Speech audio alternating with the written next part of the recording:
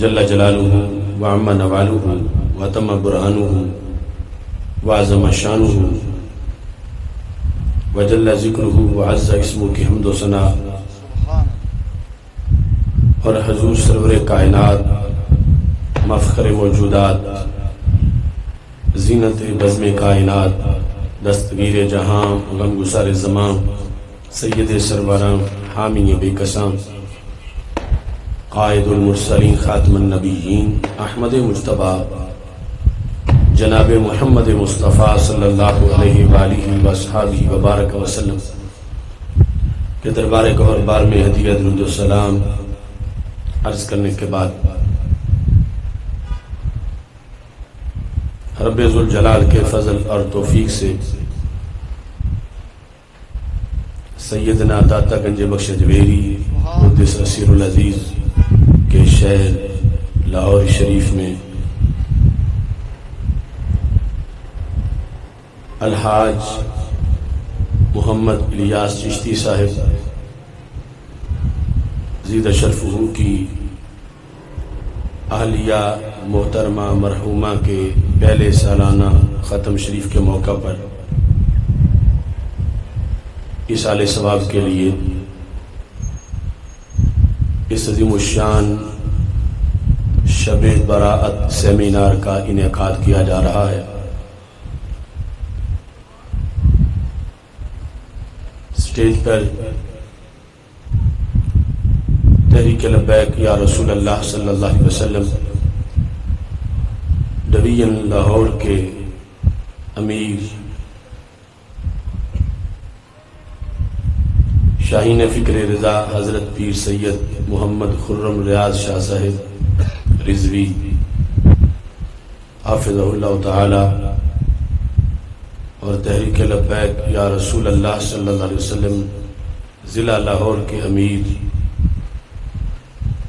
حضرت صاحبزادہ سردار احمد رضا فاروقی صاحب، جمعیت علماء پاکستان کے رہنما محترم محمد بشیر احمد نظامی صاحب،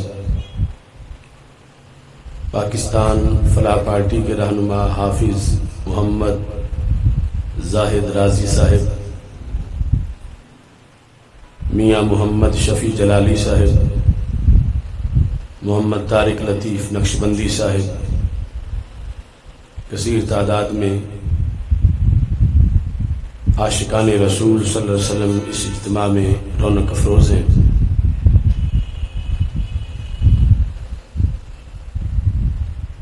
تحریک لبیک یا رسول اللہ صلی اللہ علیہ وسلم کی مرکزی کمیٹی کے رکن میاں محمد سجاد جلالی صاحب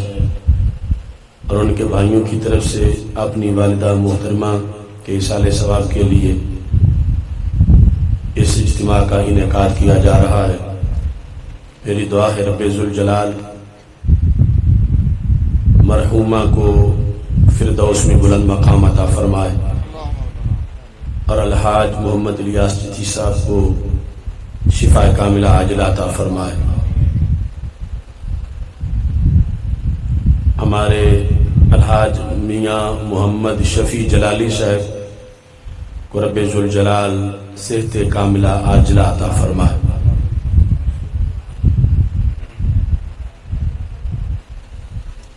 شب براءت سیمینار کا انعقاد موقع کی مناسبت سے شب برات سے چند دن پہلے اس لیے کیا جا رہا ہے کہ یہ رات جس قدر اس کے لمحات قیمتی ہیں اس کے بارے میں عامت الناس کو آگاہی ہو، تاکہ جس طرح اس رات کا حق ہے اس کے مطابق اس رات کا احترام کیا جائے اور اس میں اعمال صالحہ کا اہتمام کیا جائے۔ کسی بھی ایسے موقع کے آنے سے پہلے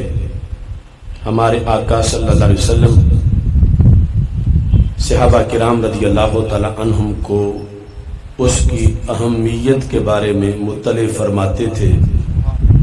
تاکہ پہلے سے شوق پیدا ہو اور اس وقت کو اس کے شان کے مطابق اس کا اہتمام کیا جا سکے۔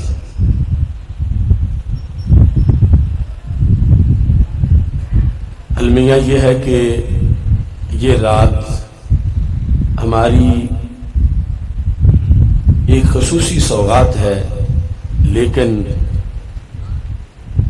جب اس کا موقع آتا ہے تو وہ لوگ جو بظاہر مذہب اور شریعت کی بات کرتے ہیں، کچھ وہ لوگ بھی اس کے خلاف بولنا شروع ہو جاتے ہیں۔ لبرل سیکولر ٹولہ تو ویسے ہی یہ چاہتا ہے کہ لوگ مذہب کا نام نہ لیں، مسجد کے قریب نہ جائیں، نیکی کی بات نہ کریں، اور ویسے ہی معاشرے میں جو شیطانی سرگرمیاں ہیں، شیطانی قوتیں ہیں، بدی کی طاقتیں ہیں، وہ امت مسلمہ کو گانے بجانے پر، بنیادی فحاشی پر لگانے کے لیے کمر بستہ ہیں۔ اور یہ یورپ کا ایجنڈا ہے کہ ناچ گانے اور عریانی فحاشی کے ذریعے اس ملت کو، اس امت کو معاذ اللہ تباہ کیا جائے۔ جو ایجنڈا ہماری یہ نام نہاد پولیٹیکل پارٹیز اپنے جلسوں میں مرد و زن کے اختلاط اور ڈانس اور عریانی فحاشی سے یہ پورا کر رہے ہیں۔ شب برات کے موقع پر فتویٰ بازی کرنا کہ یہ رات شریعت میں اس کا کوئی کنسپٹ نہیں، اس کو مسجد میں جائیں نفل پڑھیں تو بدعت ہے، اس رات کو مسجدیں بند ہونی چاہیے، کوئی اہتمام نہیں ہونا چاہیے، یہ نجدی سلفی وہابی سوچ اس رات کے بارے میں ان کی رسائل میں، تقریروں میں اس کے خلاف بولا جاتا ہے۔ اور افسوس، بالائے افسوس یہ ہے کہ نجد کے وہ مفتی جن کی شریعت میں ویلنٹائن ڈے کا تو جواز نکل آیا ہے، سینموں کا بھی جواز آ گیا ہے، فٹ بال کلبوں میں عورتوں کے جانے کا بھی جواز نکل آیا ہے، ڈرائیونگ کا بھی جواز نکل آیا ہے، بڑے بڑے مسئلے حل ہو گئے ہیں ان کے نزدیک، اور بہت سے غیر شرعی کاموں کو ان کی انہوں نے اجازت دے دی ہے، مگر شب برات کے نفلوں کی اب بھی ان کے ہاں اجازت نہیں، شب برات کے جلسے کی اب بھی ان کے ہاں اجازت نہیں۔ ان کے فتوے بھرے پڑے ہیں، فتوی کی کتابیں اس کے خلاف، جبکہ دوسری طرف یہ اس امت کا تحفہ ہے۔ رسول اللہ صلی اللہ علیہ وسلم نے جو احادیث صحیحہ سے ثابت ہے اس کی فضیلت بیان کی ہے، اور پھر اس پر تعامل ہے امت کا۔ محدثین نے باقاعدہ کتابوں میں اس کے باب قائم کیے ہیں اور ان ابواب کے تحت حدیثیں لکھی ہیں۔ تو یہ جو دین کی اس اہم برکات کی رات کے خلاف دھاندلی ہے، اس کو روکنا اور حق بیان کرنا یہ حق پرستوں کی ذمہ داری ہے۔ جیسے دیگر جہاں دین کو چھپایا جاتا ہے یا دین کے برعکس کوئی دھندا کیا جاتا ہے، اللہ کی دی ہوئی توفیق سے ہم اپنی استطاعت جو رب نے دی ہے اس کے مطابق اس کو بیان کرتے ہیں۔ اسی طرح آج شب برات سے پہلے ایصال ثواب کی اس محفل میں جو تحریک صراط مستقیم کا ترہ امتیاز ہے کہ ایسے موضوعات ہم اللہ کے فضل سے شروع سے بیان کرتے آئے ہیں۔ اسی جگہ نبوت مصطفیٰ صلی اللہ علیہ وسلم کانفرنس بھی ہوئی تھی، دیگر بہت سے موضوعات جو سالانہ یہاں بیان ہوتے رہے ہیں۔ آج یہ اختصار کے ساتھ چند حوالہ جات جو کہ کچھ ہمارے خطباء ان کو بھی ضرورت ہے کہ ان کے پاس دلیل ہو اور وہ بیان کر وقت گھبرائیں نہیں، بلکہ بتائیں کہ یہ ہم کوئی گھڑی ہوئی بات نہیں کر رہے بلکہ کتابوں میں پڑھی ہوئی بات کر رہے ہیں۔ اور ظالم تو وہ ہے جو اللہ کے گھر کی طرف آنے سے روکتے ہیں، اور ہم تو اس مزاج پر ہیں جو اس دین کا مزاج ہے، جو قرآن و سنت کی دعوت ہے، اس کے مطابق ہم آج بھی صدیوں کے گزر جانے کے باوجود شب براءت کے اس حسین موقع پر قائم ہیں۔ سب سے پہلے اس رات کے جو نام ہیں، روح المعانی میں امام آلوسی بغدادی نے تفسیر کے اندر اس کے معنی کی بحث کی 14ویں جلد کے اندر، اور اس کے معنی کے لحاظ سے، اس کے ناموں کے لحاظ سے انہوں نے کہا وَتُسَمَّى لَيْلَةَ الرَّحْمَةِ وَاللَّيْلَةَ الْمُبَارَكَةِ وَلَيْلَةَ السَّكْ وَلَيْلَةَ الْبَرَاءَةِ، کہ اس رات کا نام رکھا گیا ہے شریعت میں۔ 4 نام انہوں نے ذکر کیے، اور سب سے پہلا نام جو کتب حدیث میں ہے، یہ ساری حدیث کی کتابیں یعنی جن میں یہ باب ہیں ان میں سے چند میں نے آپ کے سامنے یہاں پیش کرنی ہے۔ مثلا یہ سیاستہ میں سے ابن ماجہ شریف ہے، اس میں یہ ہے باب ما جاء فی لیلۃ النصف من شعبان، کہ وہ حدیثیں جو شعبان کی 15ویں رات کے بارے میں آئی ہیں، نصف شعبان کی رات، یہ حدیث شریف میں اس کا نام ہے، نصف شعبان کی رات، نصف شعبان کی رات۔ اس پر ہی پھر محدثین نے ابواب قائم کیے، اور تفسیر کے اندر امام آلوسی نے کہا، اس طرح تفسیر مظہری میں بھی اس کی تفصیلات ہیں، دیگر درجنوں تفسیریں جو ہیں وہ بھی اس پر گواہ ہیں کہ اس کا نام ان احادیث کی روشنی میں جو سرکار نے ارشاد فرمائی ہے، ایک نام ہے لیلۃ الرحمہ، رحمت والی رات۔ تو یہ نام سے ظاہر ہے کہ یہ امت کا خاص تحفہ ہے، اگرچہ رحمتیں آگے پیچھے بھی ہیں، مگر اس رات کو رب ذوالجلال خصوصی طور پر اس امت کو رحمتیں عطا فرماتا ہے۔ اور کتنے افسوس کی بات ہے کہ جو تحفہ ملا ہے اس امت میں سے کچھ اس تحفے کے خلاف ہو گئے ہیں اور اسے بدعت کہتے ہیں، جبکہ ملت اسے رحمت کہتے آئی ہے، کہ یہ لیلۃ البدع نہیں ہے، بدعت کی رات نہیں بلکہ رحمت کی رات ہے۔ دوسرے نمبر پر لیلہ مبارکہ، برکت دی گئی رات، یعنی جس کی ہر گھڑی کو برکت دی گئی ہے۔ تو مطلب کیا ہے؟ جو اس میں بندگی کرے انہیں برکت دی جاتی ہے، جس طرح وہ لیلۃ القدر ہے کہ وہ قدر والی رات ہے کہ جو اس میں بندگی کریں وہ قدر والے ہو جاتے ہیں۔ تو اس رات میں جو بندگی کریں انہیں برکت مل جاتی ہے، وہ مبارک برکت دیے گئے قرار دیے جاتے ہیں۔ ایسے ہی اس کا نام لیلۃ السک ہے، اور وہ یہ ہے کہ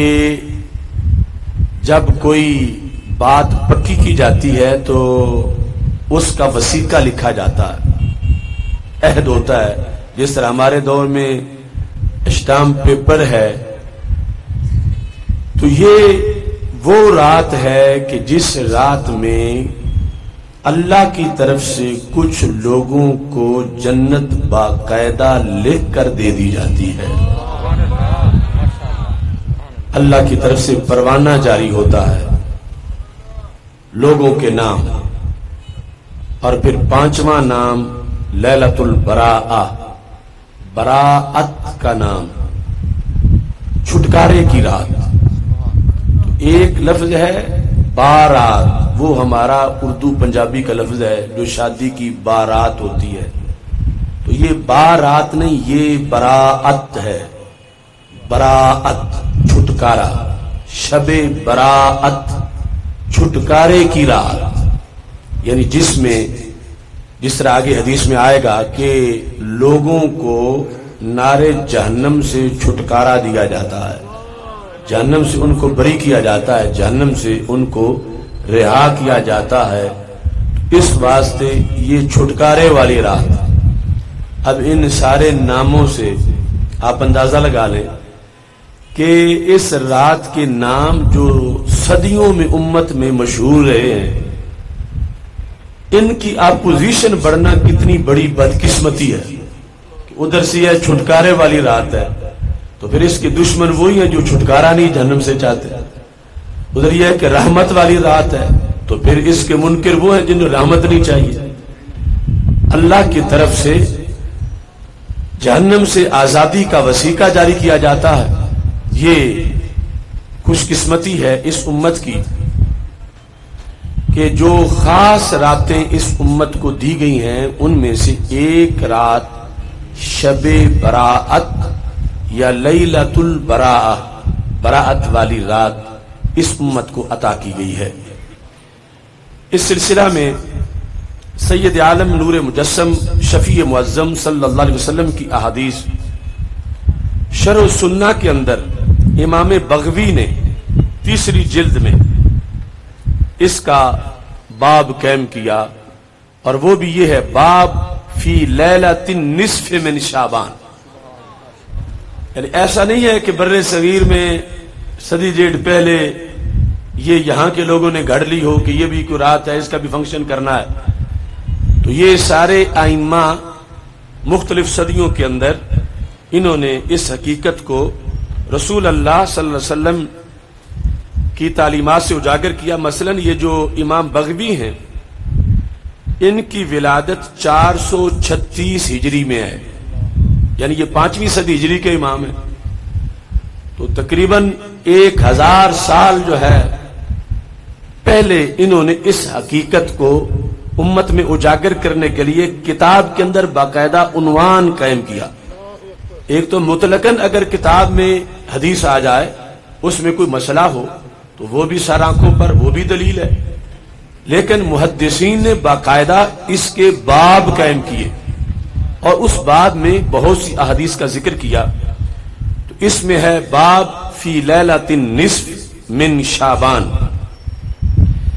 ایسے ہی جس طرح کہ ابن ماجہ کا میں نے ذکر کیا، امام بہقی نے شعب ایمان میں،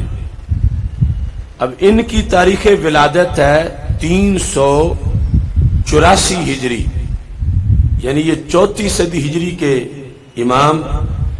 انہوں نے اپنی کتاب میں جہاں ایمان کے شعبات بتائے کہ ایمان والے کیا کیا کام کریں اور ایمان میں ترقی اور نور کس طرح ایمان والوں کو ملتا ہے،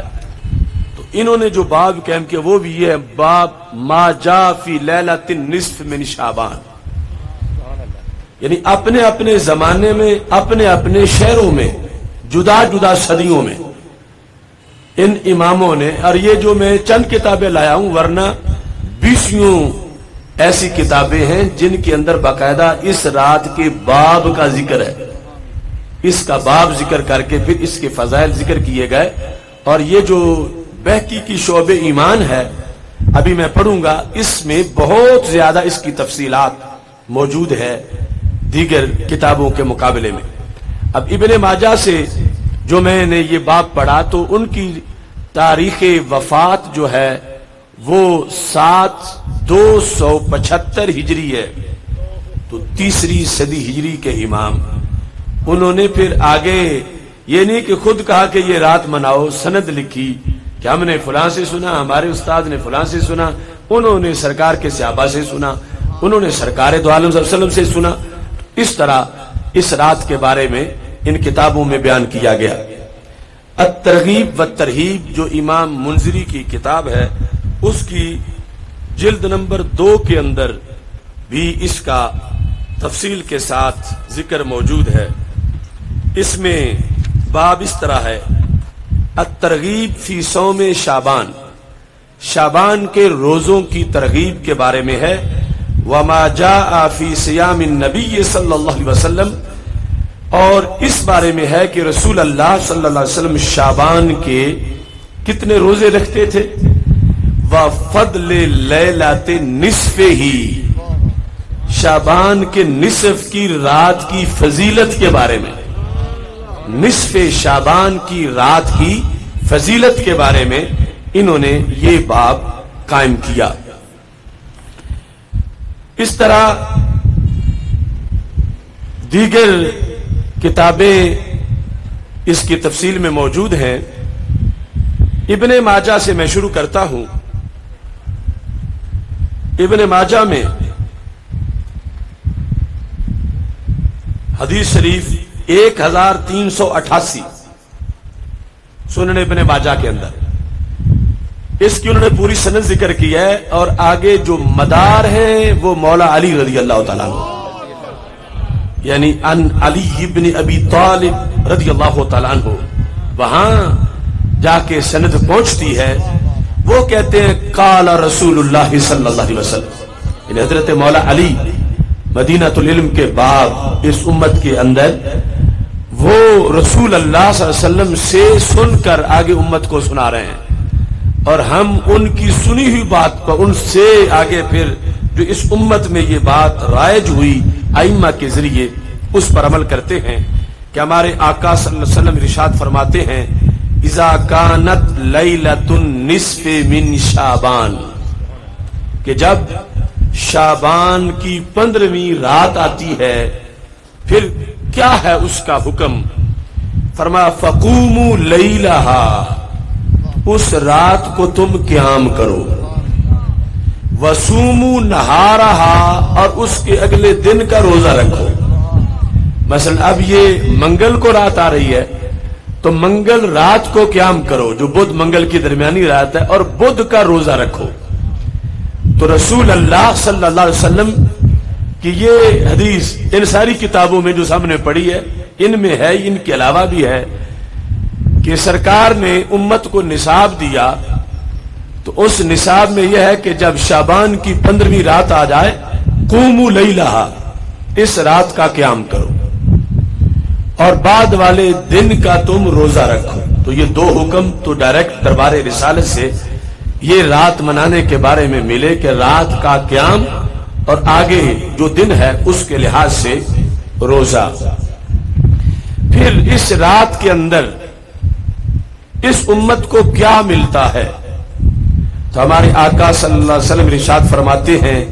فَإِنَّ اللَّهَ يَنزِلُ فِيهَا لِغُرُوبِ الشَّمْسِ، یہاں لام جو ہے وہ ظرفیت کے لیے ہے، وقت کے معنی میں ہے۔ فرمایا اس رات کو خصوصی اہتمام یہ ہوتا ہے فَإِنَّ اللَّهَ يَنزِلُ فِيهَا لِغُرُوبِ الشَّمْسِ إِلَى سَمَاءِ الدُّنْيَا، کہ رب ذوالجلال اس رات کو سورج غروب ہوتے ہوئے ہی آسمان دنیا پہ تجلیات نازل کرتا ہے۔ تو سماء دنیا، دنیا جو لفظ ہے دنیا بڑا معروف لفظ ہے، یعنی کوئی ایسا بندہ نہیں جو دنیا میں آیا ہو اور لفظ دنیا کو نہ جانتا ہو، ہر کوئی دنیا کو جانتا ہے، مگر مزے کی بات یہ ہے کہ لفظ دنیا ہے کیا اس کو دنیا والے نہیں جانتے، اس کو علماء ہی جانتے ہیں۔ پھر تانا ہمیں یہ دیتے ہیں کہ ان کو مولویوں کو پتہ نہیں دنیا کیا ہے، تو دنیا داروں کو پتہ نہیں دنیا کیا ہے، ہمیں پتہ ہے کہ یہ فولا کا وزن ہے۔ تو اس میں اصل میں کیا تھا؟ دن وا تھا، دن وا سے دنیا بنا، اور دنیا کا معنی ہے قریب والی چیز۔ تو آسمان جو سامنے نظر آ رہا ہے اس کو آسمان دنیا اس لیے کہا جاتا ہے کہ اگرچہ ہے تو بڑا دور، ہم سے دور ہے، یعنی زمین سے آسمان کی مسافت 500 سال کی ہے، لیکن باقی آسمانوں کے مقابلے میں یہ ہمارے قریب ہے. جس طرح کے مثلا پشاور ہم سے دور تو بڑا ہے، مگر یہ کابل کے مقابلے میں تو قریب ہے. اور پھر جو آگے ماوراء النہر کے علاقے ہیں اور بخارا سمرقند ہے، اس سے مزید قریب ہے. تو یہ آسمان 500 سال قریب ہے. دوسرا آسمان جو ہے وہ 1500 سال قریب ہے، یعنی اس کے مقابلے میں وہ زیادہ دور ہے.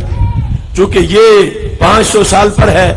پھر اس کی موٹائی 500 سال ہے، پھر اس سے اگلے آسمان کا فاصلہ 500 سال ہے، تو پھر دوسرے آسمان تک تو 1500 سال بن گئے. یہ حساب سائنسدان نے نہیں لگایا، یہ سرکار دو عالم صلی اللہ علیہ وسلم نے بتایا ہے کہ اتنا موٹا ہے ہر آسمان، اور اتنے درمیان میں جو مسافت ہے وہ اتنی ہے. تو پھر چلتے چلتے جو 7واں وہ کتنا دور ہوگا، چونکہ اس میں ہر آسمان کی 6 کی 500 سال کی موٹائی ہے، تو وہ اتنی وہ ہے درمیان میں، پھر ہر دو کے درمیان خلا 500 سال کا ہے. اس واسطے شریعت نے یہ جو ہمیں نظر آنے والا آسمان ہے اس کو آسمان دنیا کہا ہے، یعنی یہ قریب والا آسمان. اس پر رب ذوالجلال شب برات کے موقع پر سورج غروب ہوتے ہی اپنے خاص جلوے نازل فرماتا ہے. تو یہ چونکہ حدیث میں لفظ تھا، اس واسطے اس کی تھوڑی سی وضاحت کی. ان اللہ ینزل، لوگ بھی مانا اللہ اترتا ہے. تو اترنا چڑھنا چونکہ جسم کی شان ہے اور اللہ جسم سے پاک ہے، تو مطلب یہ ہے کہ رب ذوالجلال کے جلوے آسمان دنیا پہ آتے ہیں. خصوصی طور پر اللہ تجلی فرماتا ہے آسمان دنیا پر لے غروب شمس، وقت غروب شمس، وقت غروب ہی. ویسے ہر رات میں پچھلے پہر جا کے اس کی تجلیات آتی ہیں آسمان دنیا پر، لیکن یہ جو شب برات ہے اس کو غروب آفتاب کے فوراً بعد ہی رب ذوالجلال تجلی فرماتا ہے، اور اس کے بعد وہ اعلان کرتا ہے رب ہو کے وہ ہر حاجت سے پاک ہے. محتاج ہم ہیں، یعنی ہم محتاج ہیں کہ کہیں موقع ملے تو ہم اپنی درخواست پیش کریں رب کے دربار میں کہ رب ہماری بیماری دور کر. کوئی کہ رب مجھے رزق دے، کوئی کہ اللہ میرے گناہ معاف کر. یہ ہمیں حاجت ہے، اسے کوئی حاجت نہیں، وہ غنی عن العالمین ہے. لیکن اس رات کو وہ خصوصی اعلان کرتا ہے. یہ اعلان ہمارے کان نہیں سنتے، لیکن سرکار نے سن کے ہمیں بتا دیا ہے، پر ہمیں اپنے کانوں سے زیادہ اعتماد سرکار کے کانوں پہ ہے.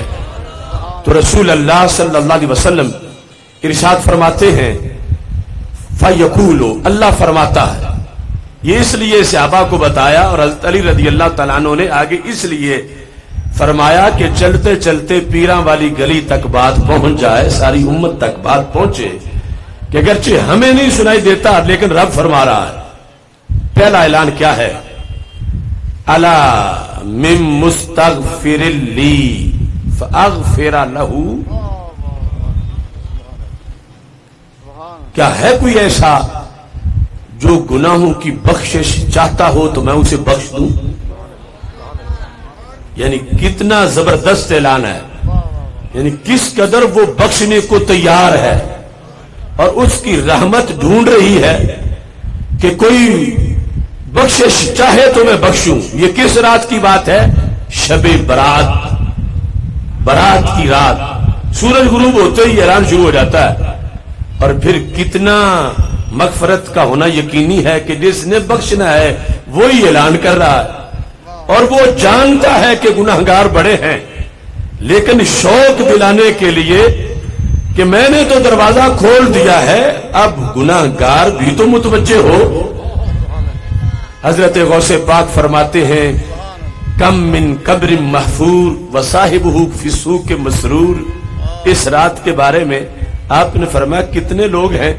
جن کی قبریں کھودی گئی ہیں اس رات کو، اور انہیں خبر ہی کوئی نہیں کہ ہم نے قبر میں جانا ہے. ہم کوئی تیاری کریں رب سے گناہ بخشوا لے. اگلی شب برات تک تو انہوں نے ہونا ہی نہیں ہے. ان کی قبریں کھود دی گئی ہیں. وَكَمْ مِنْ كَفْنٍ مَغْسُولٍ وَصَاحِبُهُ فِي السُّوقِ مَشْغُولٍ. کتنے کفن ہیں جو دھو دیے گئے ہیں, دھل گئے ہیں, اور جن جسموں نے وہ کفن پہننے ہیں وہ مشغول بیٹھے ہیں, انہیں خبر ہی کوئی نہیں کہ ہمارا کفن دھل گیا. تو اس بنیاد پر رسول اللہ صلی اللہ علیہ وسلم نے امت کو متنبع کرنے کے لیے کہ کتنی قیمتی رات ہے, تمہاری حاجتیں, بڑی بڑی حاجتیں, ان کو پورا کرنے کے لیے رب خود اعلان کر رہا ہے. ایک تو یہ ہے کہ ہم دستک دیں در رحمت پہ, پتہ نہیں کھلتا ہے, پتہ نہیں کھلتا, لیکن ایک یہ ہے کہ وہ کھول کے اعلان کر رہا ہے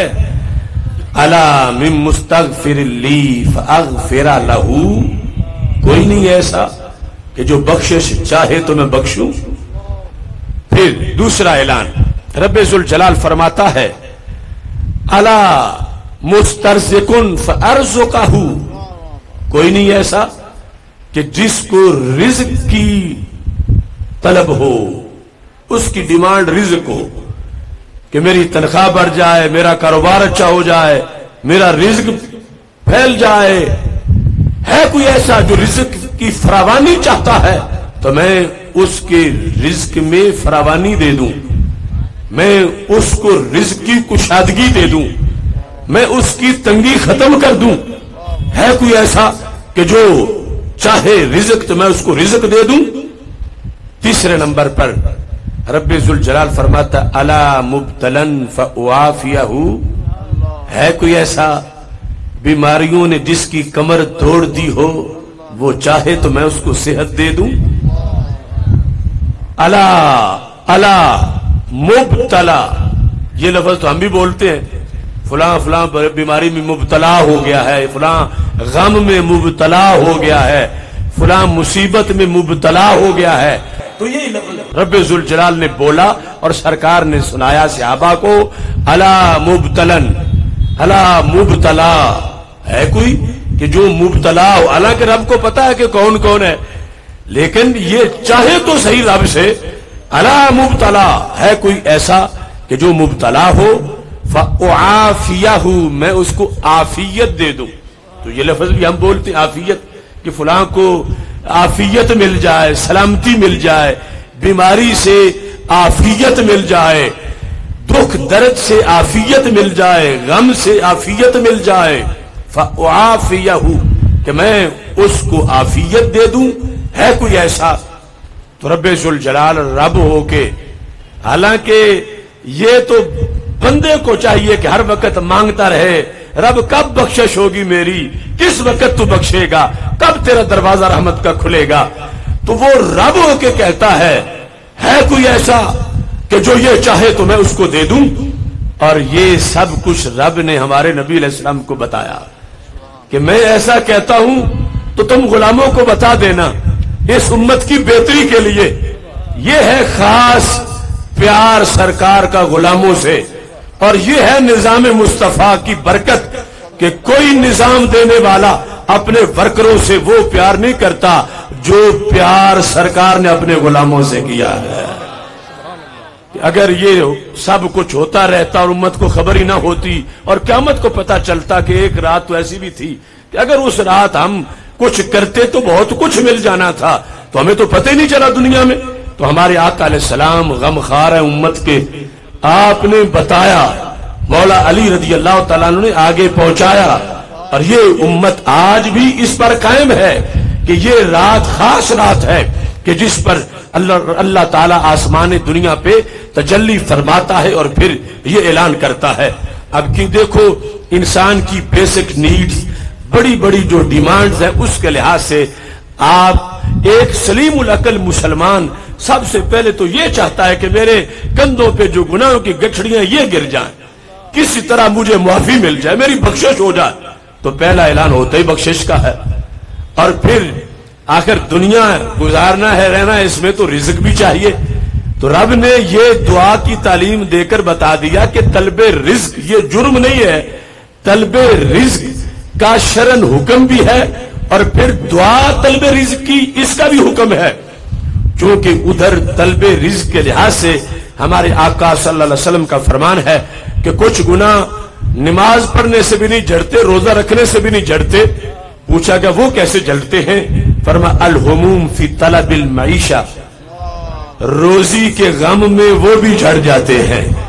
جب غم لاحق ہوتا بندے کو کہ کیا بنے گا، فصل تو پک نہیں رہی، فصل پہ بیماری آ گئی ہے، یا بیج کاشت کیا تھا یہ تو جمی نہیں، یا دکان کھول لی تھی گاہک آ ہی نہیں رہا، یا کچھ پروڈکشن تیار کی تھی آگے بازار میں چل ہی نہیں رہی، تو جب اس کو فکر لاحق ہوتی ہے، غم معیشت اس کو لاحق ہوتا ہے، کوشش کے باوجود جس وقت مسائل بنتے ہیں تو اللہ تعالیٰ کے محبوب فرماتے ہیں وہ گناہ جو نماز پڑھنے سے نہیں جڑے تھے اس غم سے جڑ جاتے ہیں۔ دیکھو مومن کی شان، اس کی پانچوں گھی میں ہے۔ اگر مزدور کو دیہڑی مل گئی ہے پھر بھی، اور نہیں ملی غم میں بیٹھا ہے پھر بھی، کہ وہ انتظار میں ہے کہ مجھے کوئی لے جائے،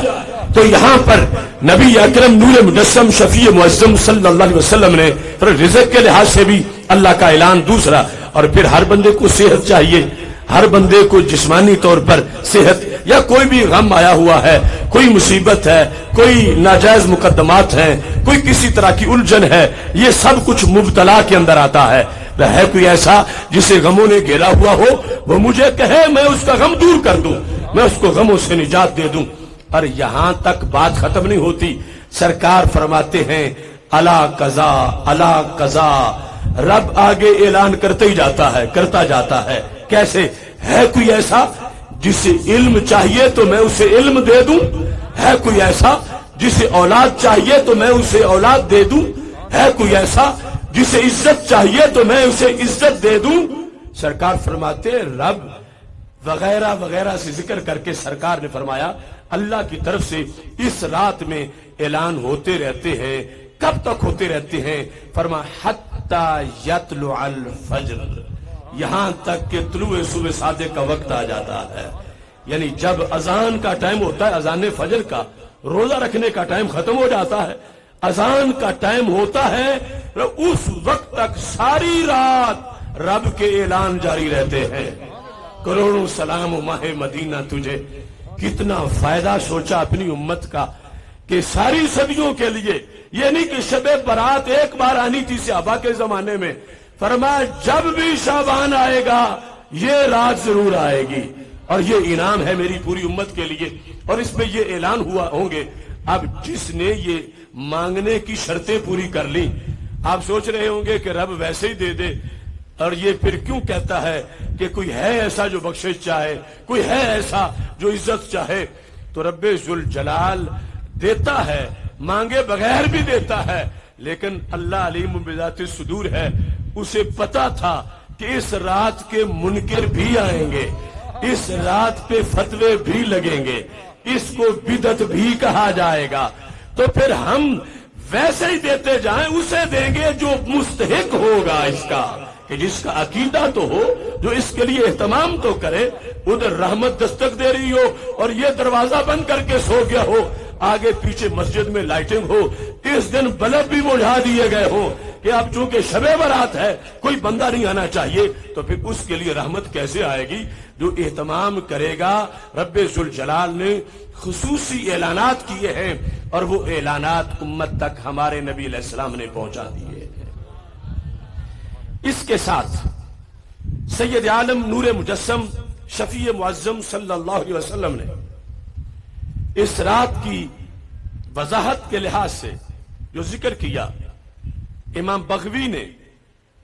شرح السنہ کے اندر یہ لکھا، کہتے ہیں کہ رسول اللہ صلی اللہ علیہ وسلم نے ارشاد فرمایا ہے، اور اس حدیث کی راویہ سیدہ عائشہ صدیقہ رضی اللہ تعالی عنہا، یعنی پہلے راوی حضرت مولا مشکل کشا شیر خدا علی المرتضی رضی اللہ تعالیٰ عنہ، سید عائشہ صدیقہ رضی اللہ تعالیٰ عنہ، اس رات کے لحاظ سے انہوں نے جو روایت کیا وہ یہ ہے کہ رسول اللہ صلی اللہ علیہ وسلم نے فرمایا ان اللہ تبارک و تعالی ینزل لیلۃ النصف من شعبان الی السماء الدنیا کہ اللہ 15ویں رات کو آسمان دنیا پر خصوصی تجلی فرماتا ہے، فیغفرو بخش دیتا ہے، بخشتا ہے بہت سے بندوں کو۔ کتنے؟ فرمایا لِأَكْثَرَ مِنْ عَدَدِ شَعْرِ غَنْمِ كَلْبٍ، فَيَغْفِرُ لِأَكْثَرَ مِنْ شَعْرِ غَنْمِ كَلْبٍ۔ بنی کلب ایک قبیلہ تھا جس کی بکریاں بہت زیادہ تھیں، تو میرے آقا صلی اللہ علیہ وسلم نے فرمایا بنی کلب کی بکریوں کے بالوں کی تعداد سے زیادہ لوگوں کو جو کلمہ گو ہوں لیکن برے عمل کی وجہ سے جہنمی بن رہے ہوں، اللہ اس رات میں ان کو جہنم سے بری کر کے جنت دے دیتا ہے۔ کتنا اس رات کا فائدہ ہے، کتنی برکت ہے۔ فیغفرو اللہ بخشتا ہے، لِأَكْثَرَ من شعر غنم کلب بنی کلب کی بکریاں، ایک تو وہ بکریاں بہت زیادہ تھیں، پھر بکریوں کی تعداد کے مطابق بخشش نہیں، ان بکریوں کے بالوں کی جو تعداد ہے اور پھر ان بالوں کی تعداد کے برابر نہیں، لِأَكْثَرَ ان سے کہیں زیادہ۔ اگر ان بکریوں کے بالوں کی تعداد مثال کے طور پر 1 کروڑ بنتی ہے، فرمایا اس سے کہیں زیادہ لوگوں کو رب ذوالجلال بخش دیتا ہے اس رات کو، جو رات آنے والی ہے منگل اور بدھ کے درمیانی رات۔ دیکھو کتنی قیمتی رات آ رہی ہے، ہم نے دعا بھی کرنی ہے کہ اس کوٹے میں ہمارا بھی نام آ جائے، وہ بنی کلب کی بکریوں سے زیادہ۔ اور یہ شان ہے اس امت کی کہ یہ کوٹا کسی ایک سال کے ساتھ خاص نہیں ہے کہ ایک مرتبہ ایسا ہوگا، نہیں، عید ہوتی وہ ہے جو بار بار آئے، لوٹ کے آئے۔ فرمایا یہ اس امت کا سالانہ کوٹا ہے، جب بھی لیلۃ النصف من شعبان آنی ہے، رب نے اتنے بندے جہنم سے آزاد کر دینے ہیں، ان کو بخشش ملے گی اس بنیاد پر۔ یعنی یہ امت مغفورہ مرحومہ ہے کہ خاص بخشش رحمت اس امت کو رب ذوالجلال کی طرف سے دی گئی ہے۔ اور نبی اکرم نور مجسم شفیع معظم صلی اللہ علیہ وسلم نے اس امت کے لیے، چونکہ یہ سب کچھ اصل میں ہے سرکار کے تاجدار ختم نبوت ہونے کی برکت۔ ویسے بھی بہت سی نسبتیں ہیں، لیکن امام راضی کہتے ہیں چونکہ سرکار آخری ہیں اور پہلوں کو پتا تھا ہم نہیں ہوں گے، کوئی اور آ کے ہاتھ پکڑ لے گا، سرکار کو پتا ہے ان کا سب کچھ میں نے ہی کرنا ہے،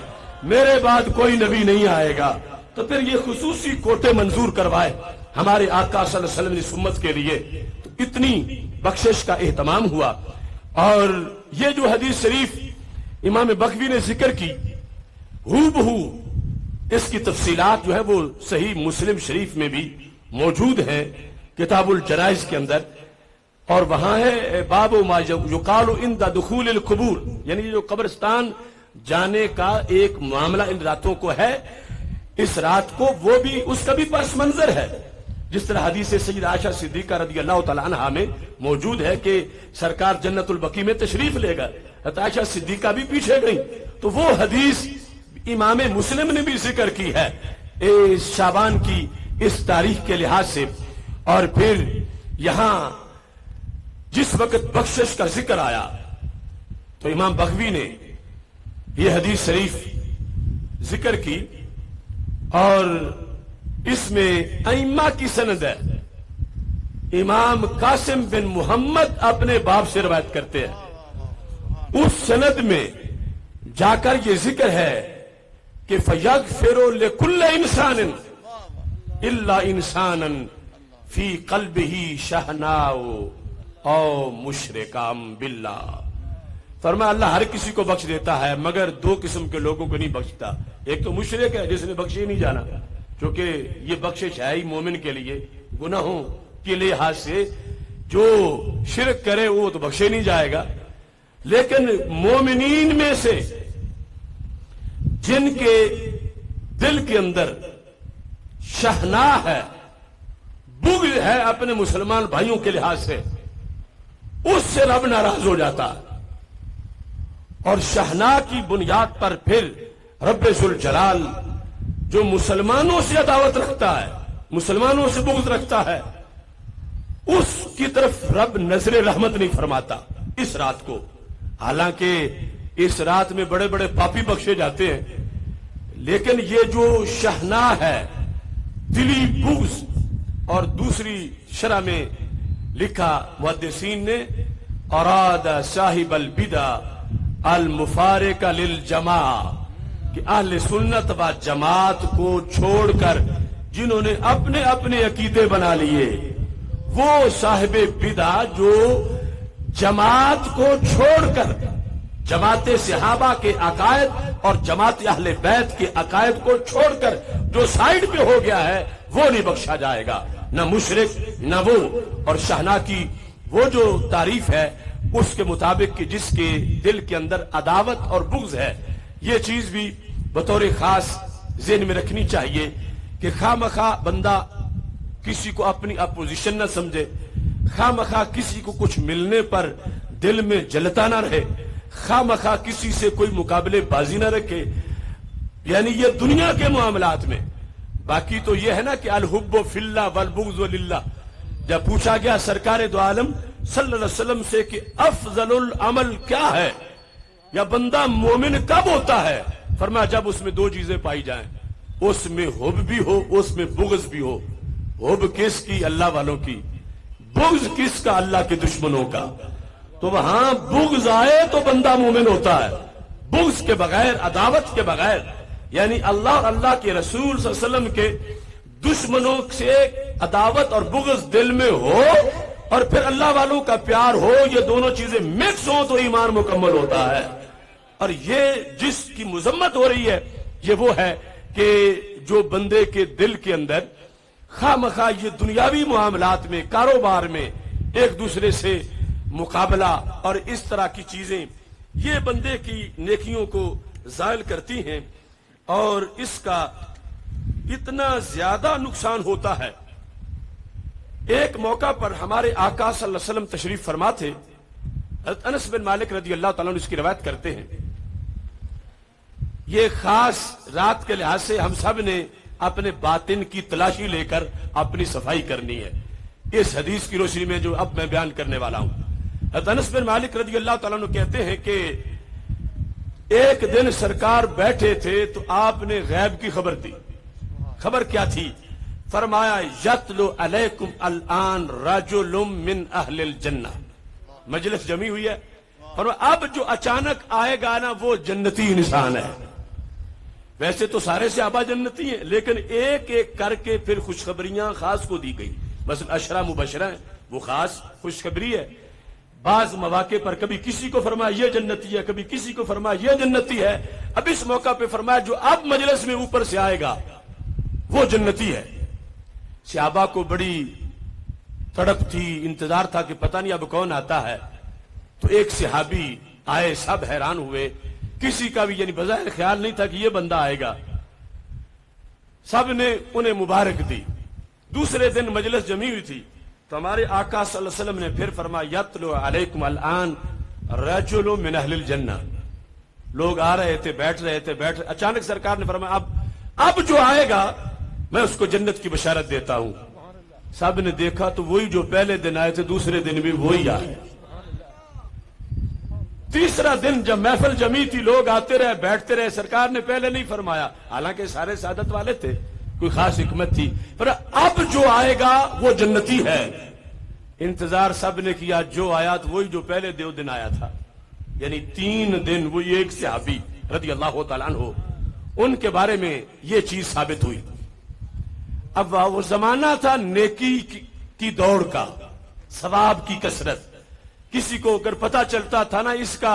اتنا نیکیوں کا بیلنس ہے تو وہ پیچھے پڑ جاتے تھے، بتاؤ وظیفہ کیا پڑھتے ہو، رات کتنی بندگی کرتے ہو، کیا کیا تمہارے ایک معمولات ہیں۔ ان کے گھروں سے جا کے پوچھتے تھے گھر میں ان کی کیا کیا نیکیاں ہیں، ان کو یہ مرتبہ ملا تو کس وجہ سے ملا۔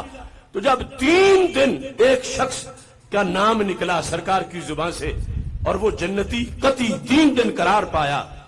تو حضرت عبداللہ بن عمر رضی اللہ تعالیٰ عنہ کہتے ہیں مجھے بڑا شوق تھا کہ میں اس بندے کی نیکیوں کا میرٹ تو دیکھوں، تہجد کتنی ہے، نفل کتنے ہیں، تلاوت کتنی ہے، تسبیح کتنی ہے، صدقہ کتنا ہے، خیرات کتنی ہے، میں معلوم تو کروں تاکہ آگے آئندہ کسی موقع پہ میرا بھی نام آئے کہ اس نے کیا کیا اعمال صالحہ کیے ہوئے ہیں۔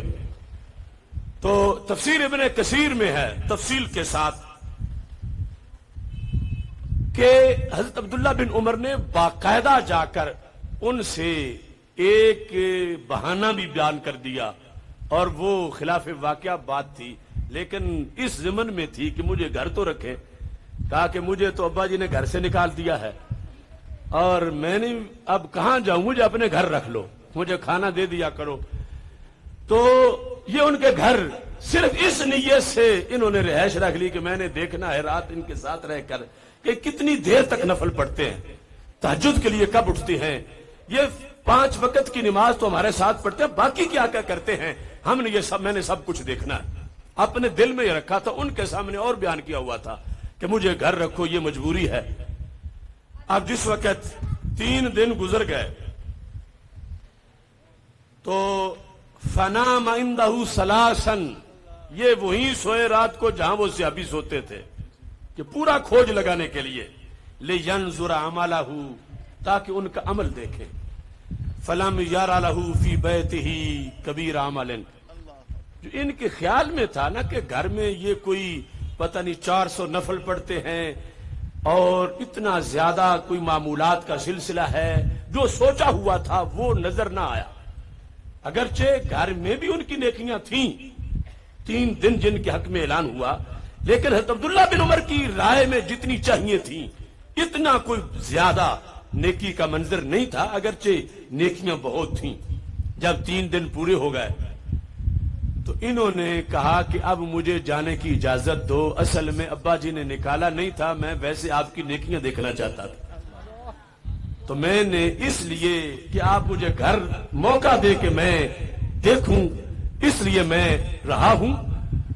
اور مجھے کوئی یعنی چونکہ عبداللہ بن عمر وہ ہے نا جن کی اپنی نیکیوں کا میرٹ بہت بڑا ہے، یعنی ہم جیسوں کے لحاظ سے تو گھر کی بھی پتہ نہیں کتنی بہت بڑی عبادت ہوگی، لیکن وہ چیک کرنے والے بھی تو عبداللہ بن عمر تھے۔ تو انہوں نے کہا میں نے دیکھا ہے، مجھے کوئی خاص بڑی چیز نظر نہیں آئی، میں تو اس لیے آیا تھا کہ جس وجہ سے آپ کو خوشخبری ملی ہے وہ کام میں بھی کروں، یہ جو تم کرتے ہو اتنا میں بھی کرتا ہوں، مجھے کوئی خاص بات نظر نہیں آئی۔ تو وہ صحابی کہنے لگے ہاں عمل وہ ہے جو تم نے دیکھا، لیکن تجھے پتا ہے کہ مجھے جنت کی ٹکٹیں کیوں ملتی رہیں؟ الا، یاد رکھو اس چیز کو۔ اور دوسرے مقام پر ذکر کرتے ہوئے فرما ہوا ما ترا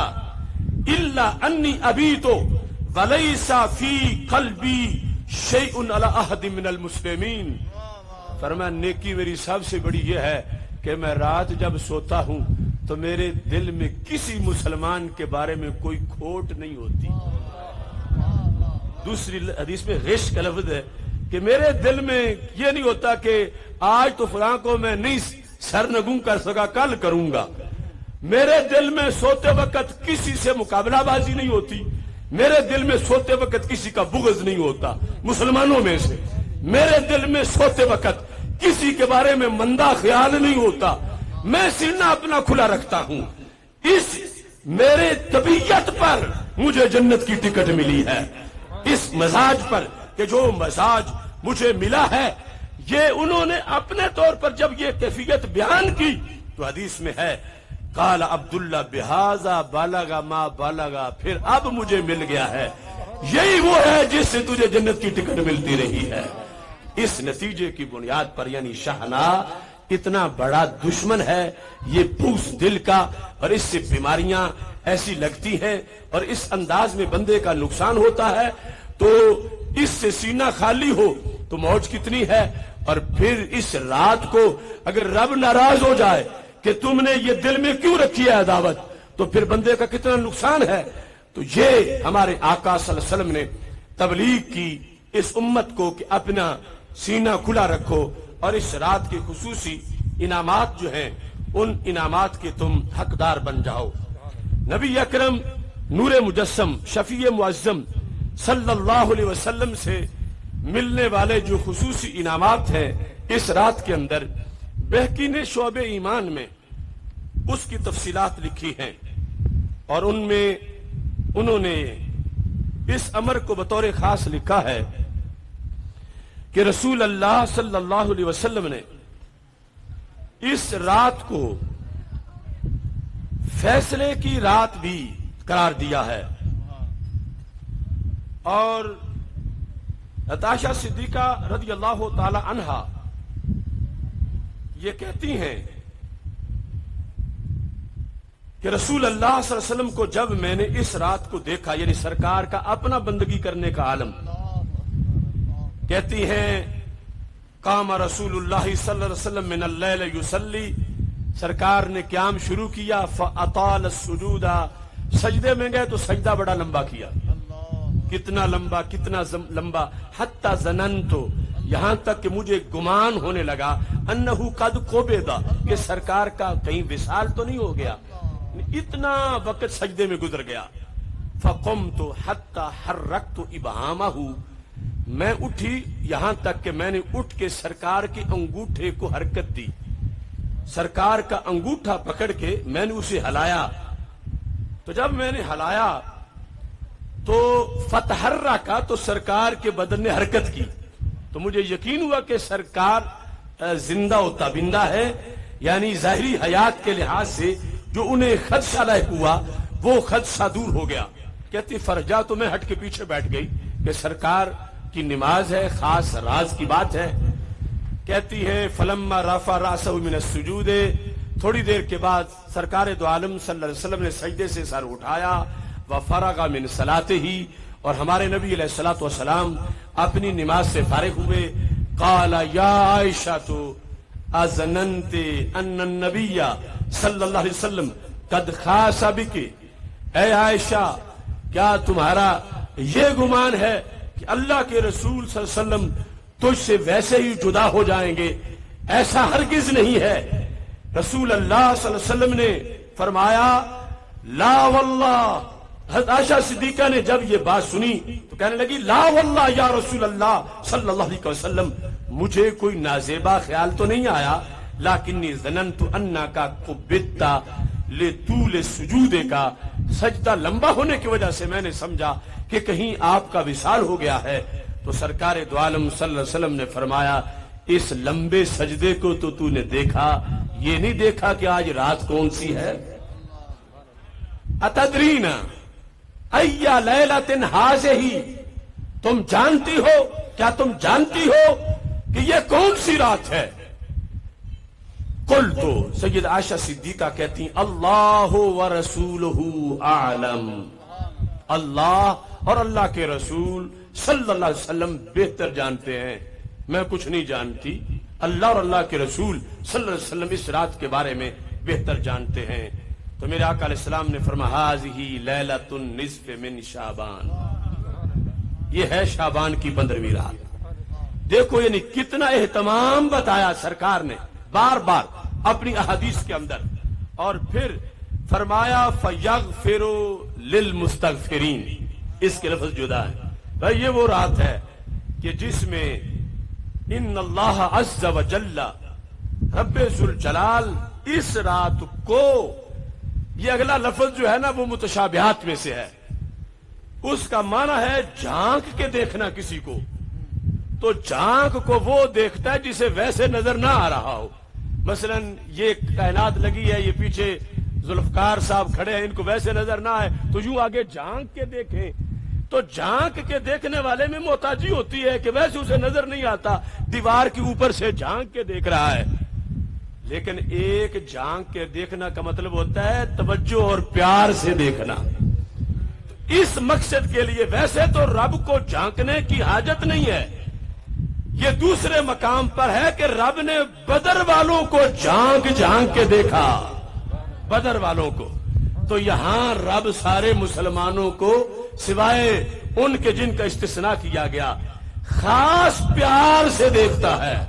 خاص پیار سے دیکھتا ہے۔ سرکار نے عائشہ صدیقہ کو رات کی خبر دی اور ساتھ فرمایا بات اصل میں یہ ہے کہ رب ذوالجلال جب پیار سے دیکھتا ہے فَيَغْفِرُ لِلْمُسْتَغْفِرِينَ، جو مستغفرین ہو ان کو بخش دیتا ہے۔ مستغفرین کون ہے؟ استغفار کرنے والے، مستغفرین کو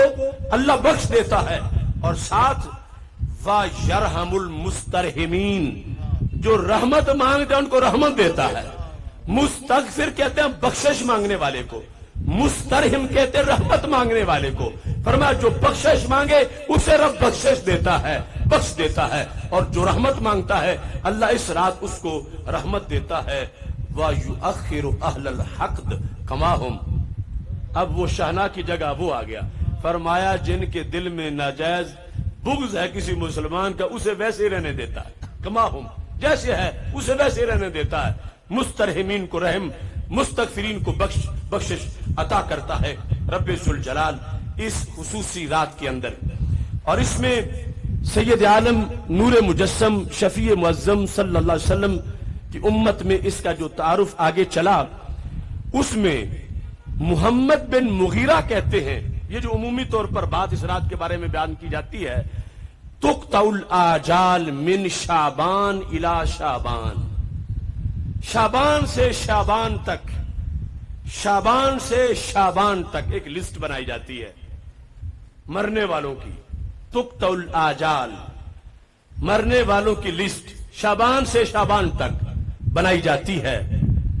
کہتے ان الرجل لینکہ، ایک بندہ شادی کرتا ہے، حالانکہ اس کا نام تو اس لسٹ میں لکھا ہوا ہے، لینکہ شادی کرتا ہے، اور پھر ویولد لہ، اس کے ہاں بیٹا بھی پیدا ہونا ہے، مگر شادی ہوگی بیٹے کی ولادت سے پہلے وہ قبر میں جا چکا ہوگا۔ یعنی اس رات کو یوں لسٹیں تیار ہوتی ہیں، وقد خرج اسمہ فی الموتى، مردوں میں اس کا نام جو ہے وہ لکھ دیا گیا ہے۔ اس پر بحث کرتے ہوئے پھر امام محمود آلوسی بغدادی نے ان تفصیلات کو لکھا کہ قرآن مجید کے 25ویں پارے میں جو آیت ہے، اس رات کے لحاظ سے اس کو کچھ مفسرین نے شمار کیا کہ فیہا یفرق کل امر حکیم، اس میں ہر امر حکیم کا فیصلہ کر دیا جاتا ہے۔ اس پر پھر صدیوں میں اس رات کے بارے میں یہ آتا رہا، ائمہ لکھتے رہے کہ یہ بڑی حساس رات ہے، کہ خاص فیصلے ہو رہے ہیں، تو فیصلوں کے وقت تو چھوٹی سی عدالت میں بھی بندے کے لیے بڑی بے چینی ہوتی ہے، اسے نیند کیسے عدالت میں آتی ہے، تو یہ تو خاص رات ہے، پتہ نہیں بندے کا کیا فیصلہ ہو رہا ہے، تو یہ تو جاگ کے گزارے، اس میں تو پٹاخے نہ چلائے، شور شرابہ نہ کرے، میوزک نہ بجائے۔ ادھر ہو سکتا ہے کہ اس کے گناہوں کے انبار پیش کیے جا رہے ہیں رب کے سامنے، اور اس کا کوئی فیصلہ ہونے والا ہے، اس کے لیے کوئی فیصلہ ہو رہا ہے بڑا سخت،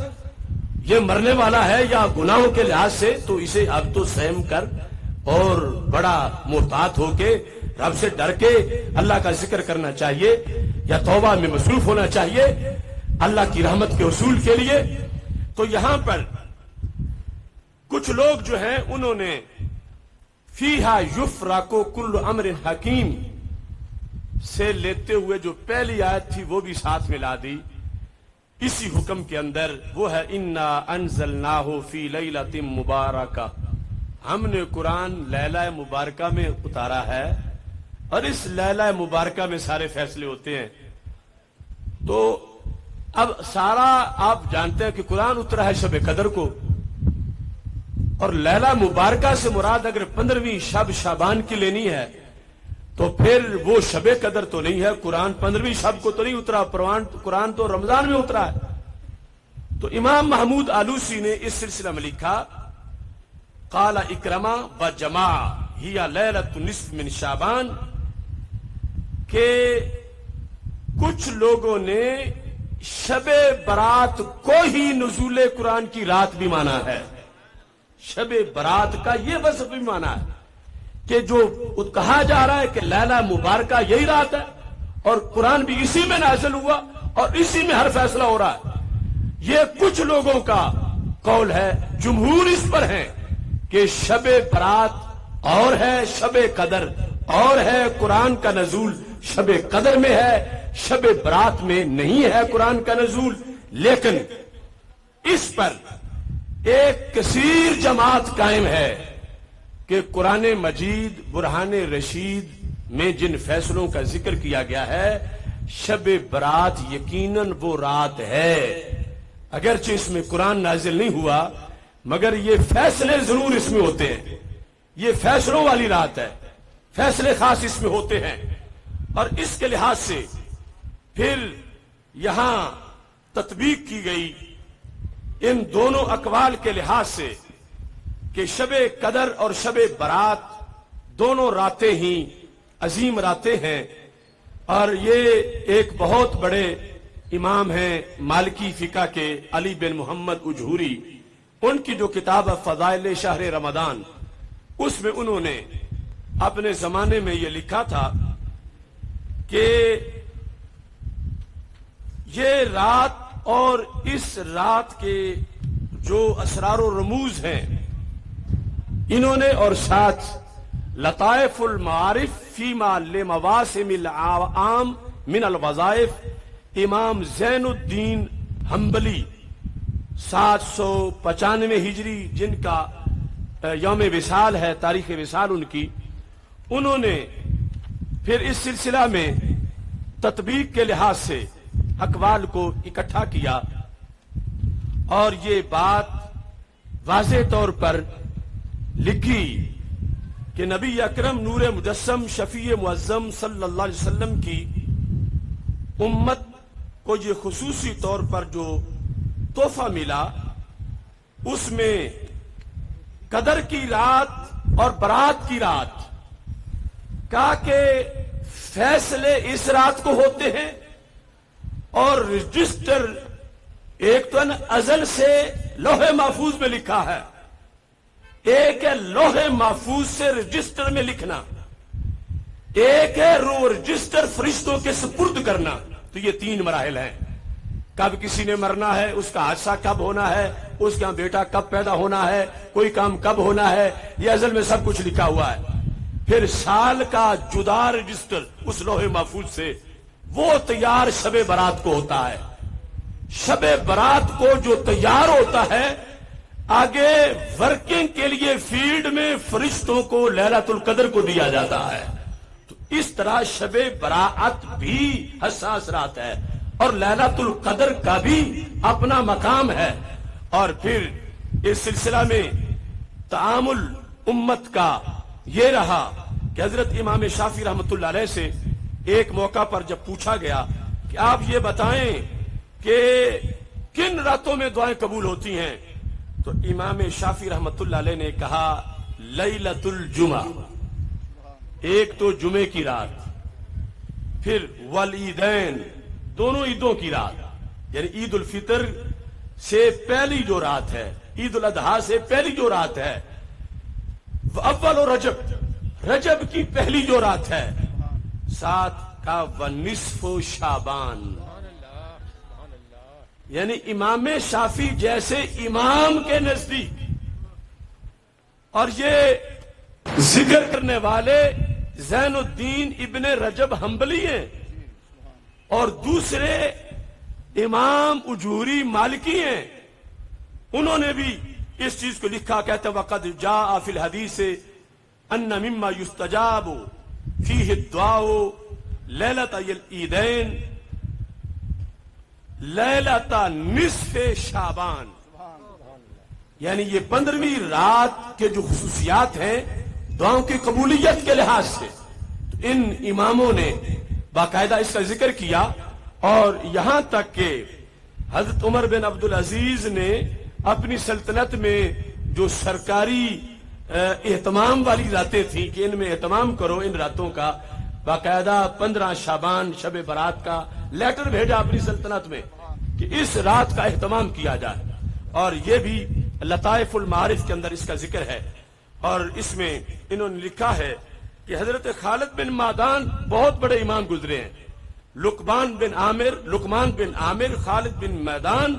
یعنی ہزاروں ولیوں کے رہبر اور لیڈر، ان کا معمول انہوں نے لکھا کہ جب یہ رات آتی تھی یلبسون فیہا احسن ثیابہم، اپنے اچھے کپڑے پہنتے تھے،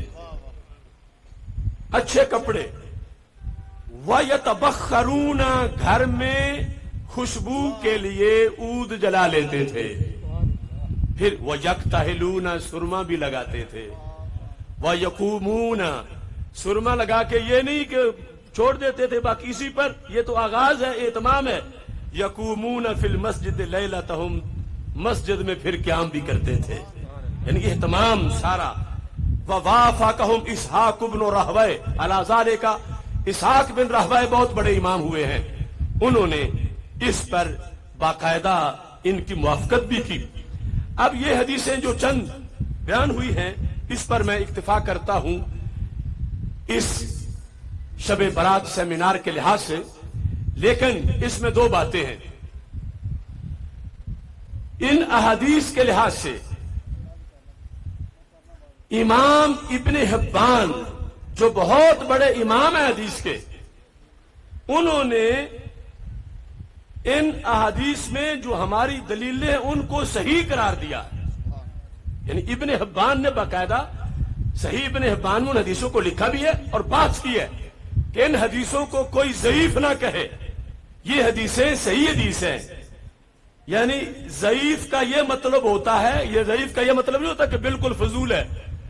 ضعیف کا یہ مطلب ہے کہ اس کے راوی اس میرٹ پہ نہیں آئے، حافظہ ان کا تیز ہو، ملاقات ہو، انقطاع نہ ہو۔ ایک ہوتی ہے گھڑی ہوئی بات، وہ قابل عمل نہیں۔ ضعیف حدیث کے بارے میں خود ائمہ حدیث نے تو لکھا ہی ہے، جو ہم اصول حدیث کی کتابیں پڑھتے پڑھاتے ہیں، یہاں تک کہ وہابیوں کے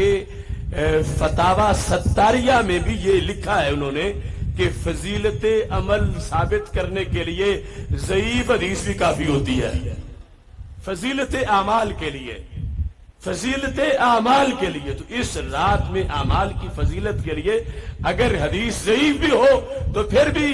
رات منانا بدعت نہیں ہوگا، اس کے نفل بدعت نہیں ہوں گے۔ لیکن ابن حبان نے تو یہ کہا کہ یہ اس کی بہت سی حدیثیں جو ہیں ان کی سند صحیح ہے، یعنی فنی طور پر اس کے اندر کوئی انقطاع نہیں،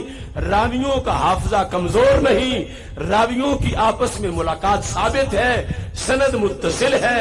قول صحابی کا نہیں، فرمان رسول اللہ علیہ السلام کا ہے۔ ان ساری چیزوں کو انہوں نے اس زمرے میں بیان کیا ہے۔ تو یہ ایک مختصر سا سبق اس شب برات کے لحاظ سے ایک خلاصہ ہے، تاکہ حوصلہ افزائی ہو جو اس کی تیاری کرتے ہیں، اور جو اب تک تیار نہیں انہیں شوق پیدا ہو جائے۔ اور دوسری طرف جو بیماری والے ہیں، جو روک رہے ہیں کہ بالکل یہ بدعت ہے اس رات جلدی سو جانا، اگر پہلے نفل پڑھتے بھی ہو اس رات نہ پڑھنا، تو ان کے شر سے لوگوں کو بچانے کے لیے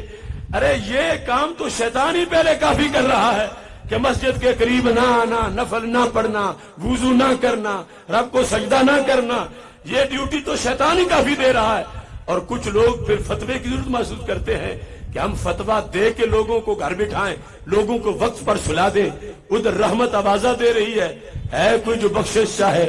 ہے کوئی جو رزق چاہے، ہے کوئی عزت چاہے، اور ادھر جو چاہنے والا اس کو یہ تھپکی دے کے سلانا چاہتے ہیں۔ تو دیکھو کس قدر یہ امت مسلمہ سے دھوکہ کر رہے ہیں۔ تو ہم یہ چاہتے ہیں کہ یہ دلائل ہے، یہ ہمارا دین ہے، یہ ہماری شریعت ہے، ہمارے رسول صلی اللہ علیہ وسلم کا دیا ہوا ہمارے لیے یہ تحفہ ہے،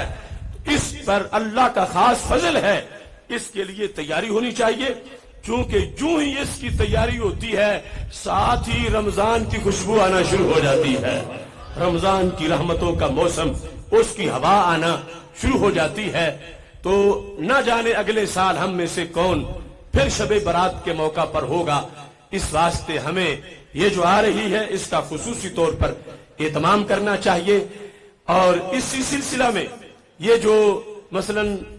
ابھی ہمارا زور کے بعد ایک لیکچر تھا، ایک سیمینار تھا، اب ہے، پھر ابھی عشاء کے بعد مرید کے میں ہوگا، تو یہ ہماری کوشش ہے کہ یہ دین کے دلائل ان لوگوں تک جنہیں خود بیٹھ کے عربی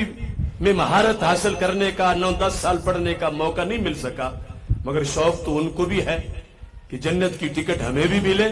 اور ہمیں بھی معلومات ہو کہ فلاں وقت میں اس کی کیا اہمیت ہے، کیا کرنا چاہیے۔ تو اللہ کے فضل سے ہم یہ دسترخوان سجاتے رہتے ہیں، اور اسی کے لیے خصوصی طور پر ہم نے عوام کے لیے، ایک تو ہمارا کورس ہے علماء کا جو 9 سال پڑھے تو پھر دستار لیں، تو عوام کے لیے ہم نے اقامت دین پروگرام ہفتہ وار شروع کر رکھا ہے۔ یعنی ہر ہفتے میں بدھ کے دن رات کو، بدھ جمعرات کی درمیانی رات کو 9 بجے سے 10 بجے تک اقامت دین کا پروگرام ہوتا ہے، جو لائیو چلتا ہے توحید ٹی وی پر، جلالی میڈیا پر، اور مرکز میں بھی کچھ لوگوں کے لیے نشستیں ہوتی ہیں، اور انہی میں یہ مسائل ہی، یہ دین کے مختلف موضوعات اقامت دین میں بیان کیے جاتے ہیں۔ اللہ تعالی قبلہ حاجی محمد ریاض چشتی صاحب کو شفا کاملہ عاجلہ عطا فرمائے، اور ان کی اہلیہ محترمہ کو فردوس میں بلند مقام عطا فرمائے، تمام بیماروں کو اللہ شفا عطا فرمائے، محمد افضل بھٹی صاحب کو شفا کاملہ عاجلہ عطا فرمائے، اللہ تعالیٰ سب کی دلی نیک تمنائیں پوری فرمائے۔ وآخر دعوایا ان الحمد للہ رب العالمین۔